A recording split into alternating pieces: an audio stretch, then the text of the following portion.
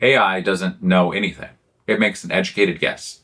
And sometimes that guess is dead wrong. Let's walk through the full prediction pipeline. This is what actually happens every time you use an AI tool. Step 1. Input. You give it data. A question, an image, a spreadsheet, whatever. Step 2. Processing. The model runs your input through all those mathematical recipes we talked about. Millions of calculations in milliseconds. Step 3. Output. You get a prediction, an answer, a classification, a generated image. Sounds clean, right? Here's the catch. No AI is 100% accurate. Every prediction has uncertainty. The model might be 95% confident it's looking at a cat, and 5% thinking it might be a dog. Sometimes that 5% is right.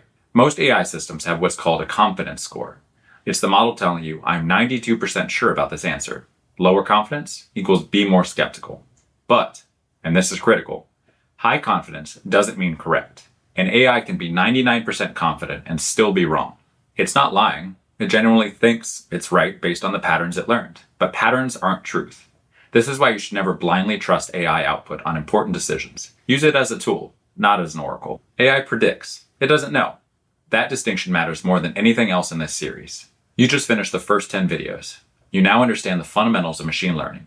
Next, we're going deeper into neural networks. This has been Daniel with Cadmus Lab. Thank you for tuning in for our AI Zero to Hero series. Catch you in the next one.